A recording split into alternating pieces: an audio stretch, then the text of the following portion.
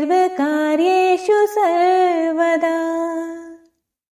एकदन्ताय विद्महे वक्रतुण्डाय धीमहि तन्नो दन्ती प्रचोदयात्।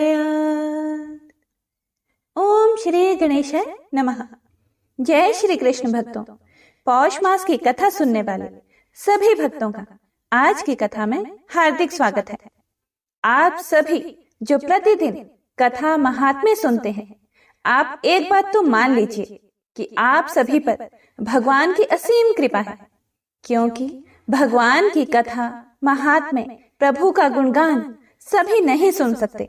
भगवान की जिन पर महान कृपा होती है वही भगवान के गुणगान को सुन सकते हैं। और आप सभी बहुत ही सौभाग्यशाली हैं जिन पर भगवान का आशीर्वाद है। गणपति भगवान की कृपा आप पर और आपके संपूर्ण परिवार पर हमेशा बने रहे। गणपति भगवान आपके सभी कष्टों को हर ले और आपकी सभी मनोकामनाएं पूर्ण करे, यही कामना करती हूँ। आज हम पौष मास महात्म्य के 11वें अध्याय का श्रवण करेंगे। पिछले अध्याय में हमने गणेश जी के एक दंत वर्णन प्रसंग में जमदग्नि के आश्रम पर कार्तवीर्य का स्वागत सत्कार, कार्तवीर्य का बलपूर्वक कामधेनु को हरण करने की इच्छा प्रकट करना आदि सुना था। तो आइए अब सुनते हैं आगे का वृत्तांत। श्री नारायण मुनि कहते हैं, नारद, राजा घर लौट तो गया पर उसके मन में युद्ध की लगी हुई थी। इससे उसने लाखों सेना इकट्ठी करके फिर से जमदग्नि के आश्रम पर जाकर आश्रम को घेर लिया। राजा की विशाल सेना को देखकर जमदग्नि के आश्रमवासी डर से मूर्छित हो गए। महर्षि ने मंत्रोच्चारण पूर्वक बाणों का एक ऐसा जाल बिछाया कि उससे आश्रम भूमि पूरी ढक गई। सारी सेना उसी में आबद्ध हो गई। तब राजा ने रथ से उतरकर महर्षि को नमस्कार किया। महर्षि ने उसे आशीर्वाद दिया। राजा ने फिर आक्रमण किया। ऐसा कई बार राजा आक्रमण करता रहा और मूर्छित होता रहा, पर क्षमाशील मुनि ने उसका वध नहीं किया। बड़ा घोर युद्ध हुआ। अंत में राजा कार्तवीर्य ने दत्तात्रेय मुनि के द्वारा प्राप्त एक पुरुष का नाश करने वाली अमोघ शक्ति का प्रयोग किया। वह भगवान विष्णु की शक्ति थी। उसने मुनि के हृदय को बींध डाला। मुनि ने उसके आघात से जीवन विसर्जन कर दिया। शक्ति भगवान विष्णु के पास वापस चली गई। जगत में हाहाकार मच गया। कपिला गौ भी तात तात पुकारती हुई गोलोक को प्रस्थान कर गई। तदंतर राजा कार्तवीर्य अर्जुन ब्रह्म हत्या जनित पाप का प्रायश्चित करके अपनी राजधानी को लौट गया। इधर पतिव्रता महर्षि पत्नी रेणुका पति के मरण से अत्यंत दुखी होकर रोने लगी। वे अपने पुत्र परशुराम को पुकारने लगी। उस समय योगी परशुराम पुष्कर में ही थे। वे उसी क्षण मानस गति से चलकर माता के पास आ पहुंचे। उन्होंने आते ही माता को प्रणाम किया और पिता की अंत्येष्टि क्रिया की तैयारी की। सारी बातें जानकर माता के युद्ध न करने का अनुरोध करने पर भी भार्गव परशुराम ने 21 बार पृथ्वी को क्षत्रियहीन करने की प्रतिज्ञा कर ली और राजा कार्तवीर्य अर्जुन के वध करने का प्रण कर लिया। फिर विलाप करती हुई पति शोक पीड़िता माता को समझाते हुए बोले, परशुराम जी ने कहा, माता, जो पिता की आज्ञा भंग करने वाले तथा पिता के हिंसक का वध नहीं करता वह महान मूर्ख है। उसे निश्चय ही रौरव नरक में जाना पड़ता है। आग लगाने वाला, विष देने वाला, हाथ में हथियार लेकर मारने के लिए आने वाला, धन का अपहरण करने वाला, क्षेत्र का विनाश करने वाला, स्त्री को चुराने वाला, पिता का वध करने वाला, बंधुओं की हिंसा करने वाला, सदा अपकार करने वाला, निंदक और कटु वचन कहने वाला, ये 11 वेद विहित घोर पापी हैं। ये मार डालने योग्य ही हैं। इसी बीच वहां स्वयं महर्षि भृगु आ पहुंचे। वे मनस्वी मुनि अत्यंत भयभीत थे और उनका हृदय दुखी था।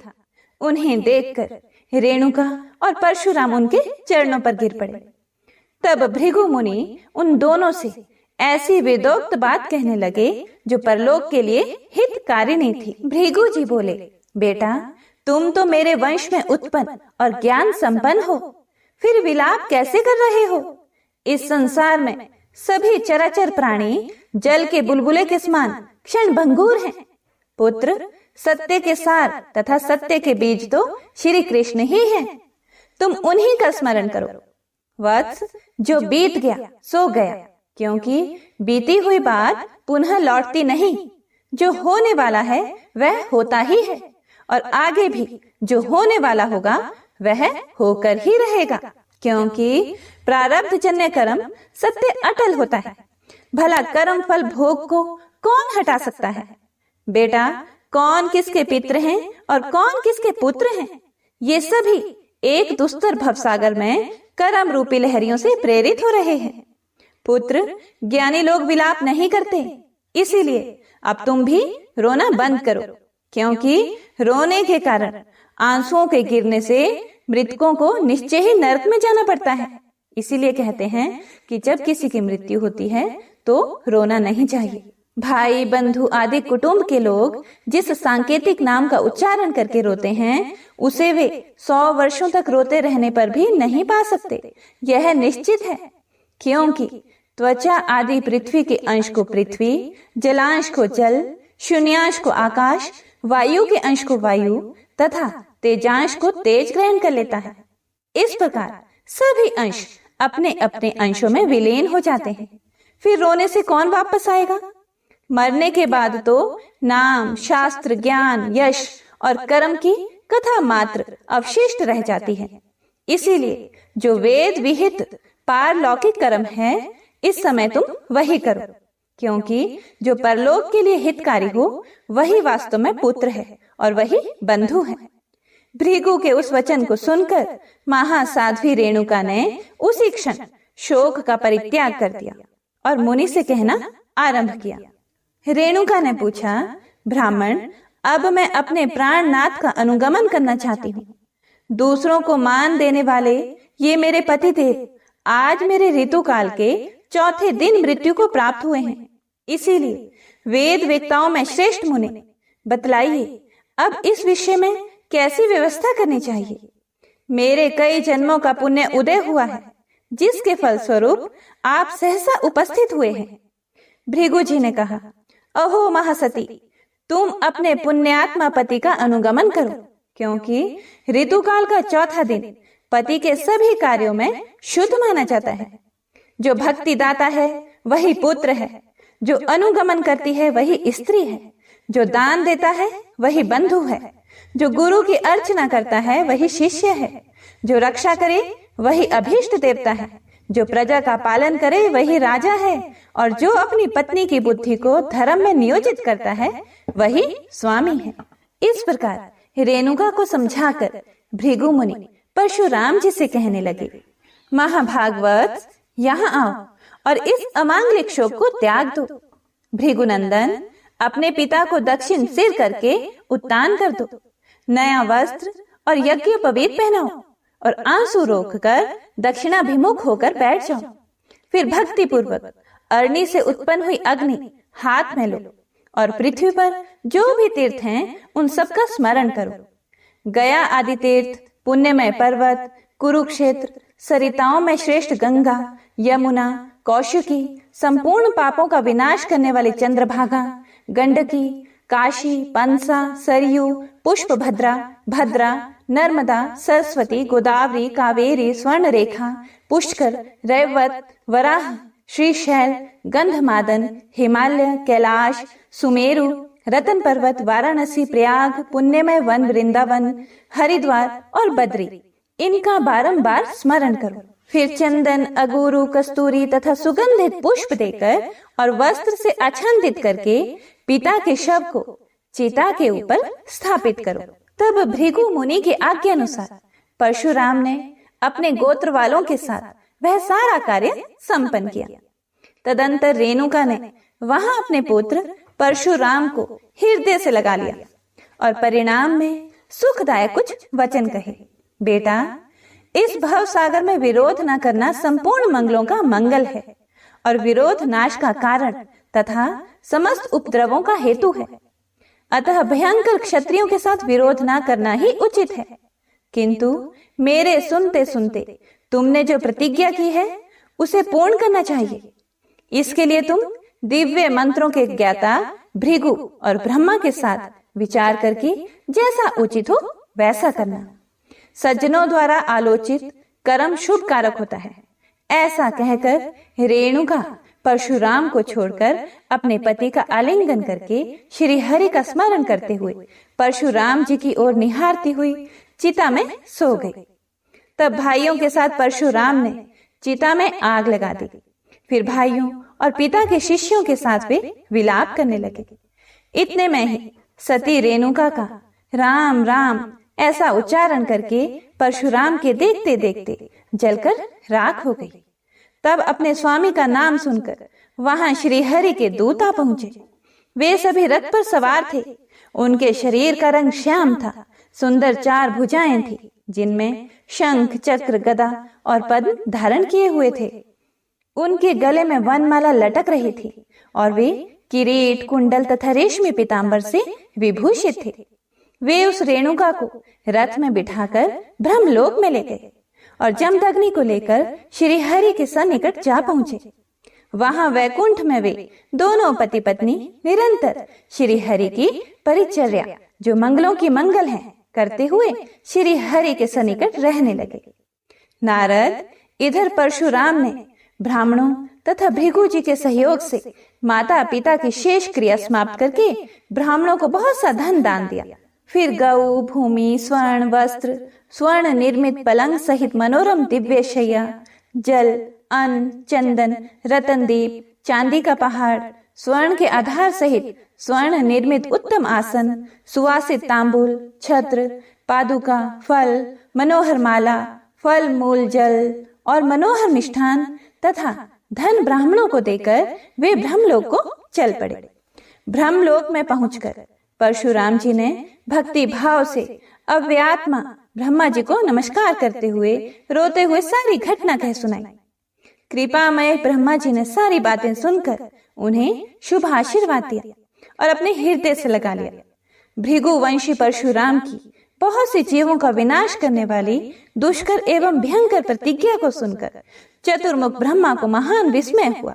वे प्रारब्धवश सब कुछ घटित हो सकता है ऐसा मन में विचार कर परशुराम से परिणाम में सुखदायक वचन बोले। ब्रह्मा जी ने कहा, वत्स, बहुसंख्यक जीवों का विनाश करने वाली तुम्हारी प्रतिज्ञा दुष्कर है, क्योंकि यह सृष्टि भगवान श्री हरि की इच्छा से उत्पन्न होती है। बेटा, उन्हीं परमेश्वर की आज्ञा से मैंने बड़े कष्ट से इस सृष्टि की रचना की है, किंतु तुम्हारी निर्दयतापूर्ण घोर प्रतिज्ञा सृष्टि का लोप कर देने वाली है। तुम एक क्षत्रिय के अपराध से पृथ्वी को 21 बार भूप रहित कर देना चाहते हो और क्षत्रिय जाति को समूल नष्ट करने की तुमने ठान ली है। किंतु ब्राह्मण, क्षत्रिय, वैश्य, शूद्र, यह 4 प्रकार की सृष्टि नित्य है, जो श्री हरि की ही आज्ञा से पुनः पुनः आविर्भूत और तिरोहित होती रहती है। अन्यथा किसी प्राक्तन कर्मानुसार तुम्हारी प्रतिज्ञा पूर्ण होगी। तुम्हें अपनी कार्य सिद्धि के लिए बड़ा परिश्रम करना पड़ेगा। इसीलिए वत्स, तुम शिवलोक में जाओ और शंकर की शरण ग्रहण करो, क्योंकि भूतल पर बहुत से नरेश शंकर के भक्त हैं। जब वे शक्ति स्वरूपा पार्वती और शंकर के दिव्य कवच को धारण करके खड़े होंगे, तब महेश्वर की आज्ञा के बिना उन्हें मारने में कौन समर्थ हो सकता है।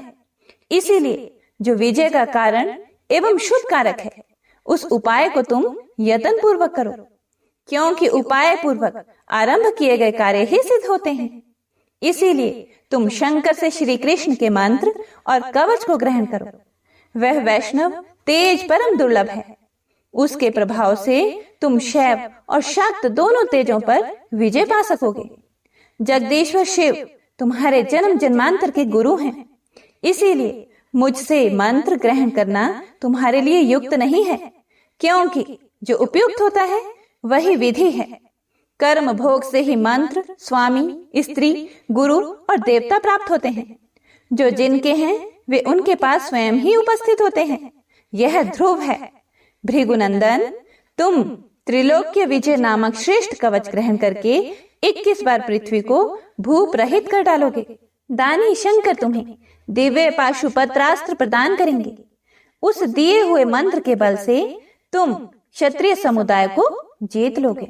इसके बाद परशुराम जी किस प्रकार कैलाश पर्वत पर भगवान शंकर की शरण में पहुंचे और वहां पर जाकर क्या हुआ, इसका वृतांत जानने के लिए उम्मीद करती हूँ आप अगले अध्याय का इंतजार जरूर करेंगे। तो आज का अध्याय यहीं समाप्त होता है। आइए अब सुनते हैं श्री गणेश चालीसा। जय गणपति सद्गुण सदन, कविवर बदन कृपाल, विघ्न हरण मंगल करण, जय जय गिरिजालाल, जय जय गिरिजालाल, जय जय गिरिजालाल। जय जय जय गणपति गणराजो, मंगल भरण करण शुभ काजो, जय गज बदन सदन सुखदाता, विश्व विनायक बुद्धि विधाता, वक्रतुंड शुच शुंड सुहावन, तिलक त्रिपुंड भाल मन भावन, राजित मणि मुक्त नूर माला, स्वर्ण मुकुट शिर नयन विशाला, पुस्तक पाणि कुठार त्रिशूलम, मोदक भोग सुगंधित फूलम, सुंदर पीतांबर तन साजित, चरण पादुका मुनि मन राजित, धन शिव सुवन षडानन भ्राता, गौरी ललन विश्व विधाता, रिद्धि सिद्धि तव चवर सुधारे, मूषक वाहन सोहत द्वारे, कहूँ जन्म शुभ कथा तुम्हारी, अति शुचि पावन मंगलकारी, एक समय गिरिराज कुमारी, पुत्र हेतु तब किन्हो भारे, भयो यज्ञ जब पूर्ण अनूपा, तब पहुँच्यो तुम धरि द्विज रूपा, अतिथि जानी कई गौरी सुखारी, बहुविधि सेवा करी तुम्हारी, अति प्रसन्न हवै वर दिन्हा, मातु पुत्र हित जो तप किन्हा, मिलहि पुत्र तुहि बुद्धि विशाला, बिना गर्भ धारण यही काला, गणनायक गुण ज्ञान निधाना, पूजित प्रथम रूप भगवाना, अस कहि अंतर्धान रूप वही, पलना पर बालक स्वरूप वही, बनी शिशु रुदन जब ही तुम ठाना, लखी मुख सुख नहीं गौरी समाना,